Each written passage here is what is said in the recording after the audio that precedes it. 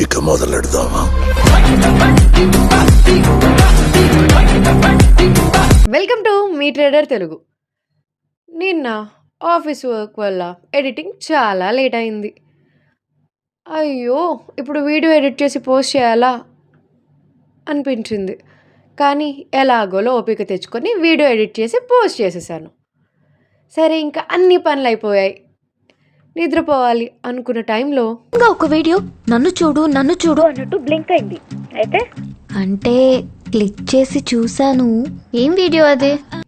India and USA ఒప్పందాల గురించి. Open చేసేటప్పుడు తెలీదు అంత బాధపడతానని. ఓపెన్ చేసి చూశాక తెలిసింది రేపు మార్కెట్ చాలా హ్యూజ్ గ్యాప్ అప్ అవ్వబోతుందని. ఒక్క ఛాన్స్ ఉంటే 3:30 బిఫోర్కి వెళ్ళి ఒక CE ట్రేడ్ని hold చేయాలనిపించింది.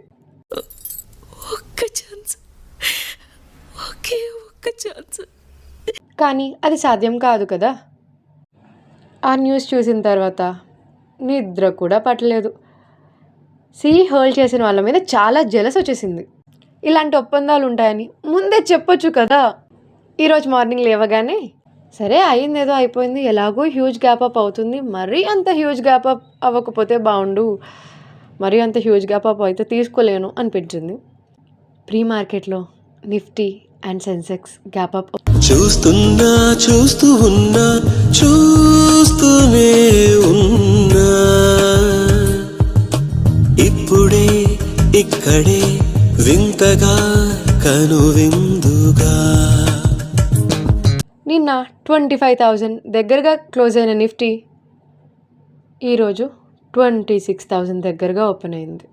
In fact above open అయింది. 1,300 పాయింట్స్ గ్యాప్ అప్ ఓపెన్ అయింది నిఫ్టీ.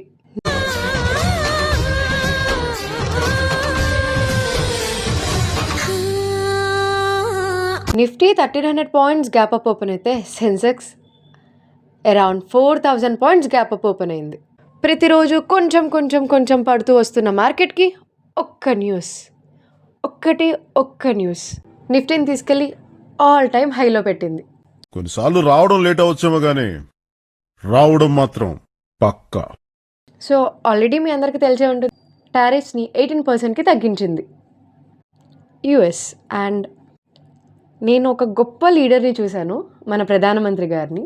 ఎప్పుడు ఎవరిని ఎలా ట్రీట్ చేయాలో, ఎప్పుడు ఎవరిని ఎలా డీల్ చేయాలో ఆయనకి బాగా తెలుసు. నేను ట్రేడింగ్లో పెట్టుకున్న రూల్స్లో వన్ ఆఫ్ ద రూల్స్ హోల్డింగ్కి అస్సలు వెళ్ళొద్దు అని. హోల్డింగ్ వల్ల చాలా అంటే చాలా లాస్ అవుతాము. నేను పర్సనల్గా చాలా లాస్ అయ్యాను హోల్డింగ్ వల్ల.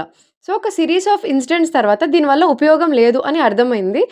సో నేను అస్సలు హోల్డింగ్కి వెళ్ళకూడదు అని డిసైడ్ అయ్యాను. సో ఇప్పుడు ఈరోజు నా ట్రేడింగ్ డీటెయిల్స్ గురించి వద్దాం. డీటెయిల్స్ అంటే ఏం చెప్పాలి, మార్కెట్ అంత గ్యాప్ అప్ ఓపెన్ అయింది చూడగానే. దాని తర్వాత ఈరోజు అంతా కన్సాలిడేషన్లోనే ఉంటుందేమో అనిపించింది. బట్ ఫస్ట్ ఫామ్ అయిన 10 minutes క్యాండిల్ చాలా స్ట్రాంగ్ రెడ్ క్యాండిల్ ఫామ్ అయింది. మార్కెట్ నియర్లీ ఒక 400 పాయింట్స్ డౌన్ అయింది. బట్ నేను ట్రేడ్ తీసుకోలేదు. బికాస్ నేను యూజువల్లీ అంత హ్యూజ్ గ్యాప్ అప్ ఓపెన్ అయినప్పుడు నేను ట్రేడింగ్ చెయ్యను ఆ రోజు. బికాస్ అక్కడ నుంచి ఇంకొంచెం పెరుగుతుందో క్లారిటీ ఉండదు, ఆర్ అక్కడ నుంచి కొంచెం పడుతుందో క్లారిటీ ఉండదు. సో ఎందుకు రిస్క్ అన్న దాంతో నేను అంత హ్యూజ్ గ్యాప్ అప్ అయినప్పుడు నేను మోస్ట్లీ ట్రేడింగ్ని అవాయిడ్ చేస్తాను. ఈరోజు నేను ట్రేడింగ్ని అలానే అవాయిడ్ చేశాను. అండ్ ఫర్దర్గా చూస్తే ఈరోజు మార్కెట్ ఫస్ట్ 10 minutes క్యాండిల్ తర్వాత రిమైనింగ్ క్యాండిల్స్ అన్నీ ఏనుగు ముందు ఎలుక పిల్లలాగా అనిపించాయి నాకు. So that's it for the video. మీలో ఎవరైనా సీని హోల్డ్ చేశారా? నిజంగా అసలు నిన్న ఇంత పెద్ద న్యూస్ వస్తుంది అని తెలియకుండా సీఈని హోల్డ్ చేసిన వాళ్ళు అదృష్టవంతులు. అంటే అసలు వాళ్ళ లైఫ్లో ఈరోజు మిరాకిల్ జరిగి ఉండాలి. సో మీలో ఎవరైనా సీని హోల్డ్ చేశారా? ఇఫ్ ఎస్, అసలు ఈరోజు మీరు ఎంత ప్రాఫిట్ బుక్ చేశారు? అండ్ మీరు ఆ ట్రేడ్లో ఎంత క్యాపిటల్ పెట్టారో కామెంట్ చేయండి.